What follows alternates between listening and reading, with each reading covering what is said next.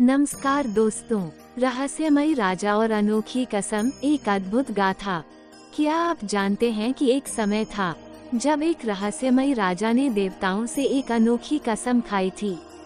ये कसम न केवल उसके राज्य बल्कि पूरे क्षेत्र को हिलाकर रख दी थी। क्या ये सच था या कोई महज अफवाह? आइए जानिए इस अनसुनी, रहस्य और रोमांच से भरी कहानी को। कहानी का आरंभ सदियों पहले एक समय था जब राजस्थान के धोरों में एक ऐसा महान योद्धा राजा था जिसका नाम था राजा चंद्रदेव सिंह। उसे अजय वीर के नाम से भी जाना जाता था। चंद्रदेव की ख्याति दूर दूर तक फैली हुई थी और क्यों न हो, वे पराक्रम, साहस और बुद्धिमानी का प्रतीक थे। लेकिन एक रहस्य था जो उसे बाकियों से अलग बनाता था।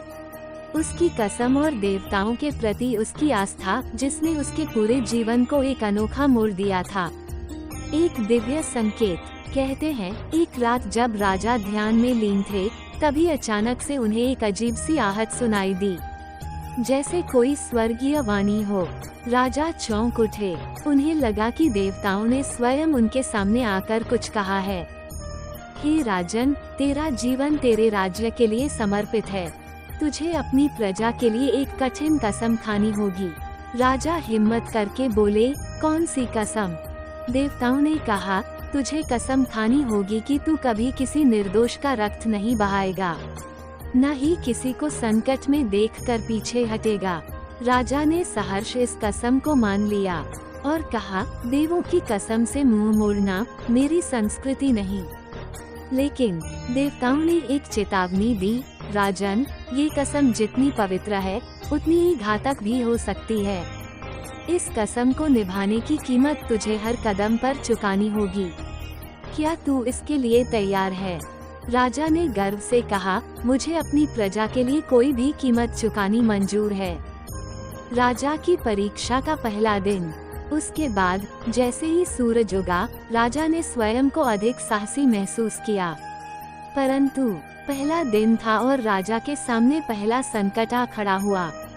दुश्मनों ने उसकी सीमा पर हमला कर दिया था। राजा बिना देर किए युद्ध के मैदान में कूद पड़े।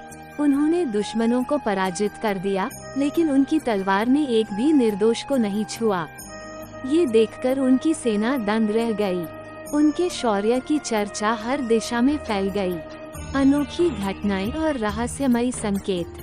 परंतु समय के साथ राजा के सामने चुनौतियां बढ़ती गईं। एक रात जब राजा सो रहे थे, तब उन्हें एक दिव्य स्वप्न आया जिसमें एक साधु ने कहा, हे राजन, तेरी ये कसम तुझे महान तो बना देगी, परंतु इसकी कीमत भी तुझे चुकानी होगी। सावधान रहना, समय आने पर तेरा सबसे प्रिय व्यक्ति ही तेरा शत्रु बन जाएगा। ये सुनकर राजा चौंक गए। उन्होंने तुरंत देवताओं की आराधना की और पूछा, किसकी बात कर रहे हो? परंतु कोई उत्तर नहीं मिला। राजा के मन में हलचल मच गई। उन्हें अपनी कसम और साधु की बात याद आई। अब हर कोई राजा के प्रति बदलता व्यवहार दिखा रहा था। राजा को लगने लगा कि उनकी कसम ही उनके राज्य को बचा रही है, लेकिन इसी कसम के कारण उन्हें अपनी जान का भी खतरा हो सकता है। एक विश्वासघात। वर्षों बीते, राजा चंद्रदेव ने अपनी कसम का पालन किया, परंतु उसी कसम की वजह से उसके अपने ही सैनिक, जो अब उससे ईर्ष्या करने लगे थे, धीरे धीरे उससे दूर होने लगे। और आखिरकार एक दिन उसके ही सबसे भरोसेमंद सेनापति ने उसे धोखा दिया। उस सेनापति ने राजा की कसम का फायदा उठाया और राज्य में विद्रोह की आग भड़का दी। अब ये राज्य मेरा है, सेनापति ने कहा, और राजा को बंदी बना लिया। राजा के पास कोई चारा नहीं था। उनकी कसम के कारण वे सेनापति का रक्त नहीं बहा सकते थे। राजा ने देवताओं की ओर देखा और कहा, हे देवताओं, क्या मेरी कसम का यही अंत है? क्या मेरे राज्य की रक्षा के लिए मुझे अपनी कसम तोड़नी पड़ेगी? अंतिम परीक्षा। राजा ने अपने आखिरी सांस तक अपने लोगों की सेवा की। एक दिन दुश्मनों के सामने उन्हें नतमस्तक होना पड़ा, लेकिन उन्होंने अपनी कसम का पालन किया।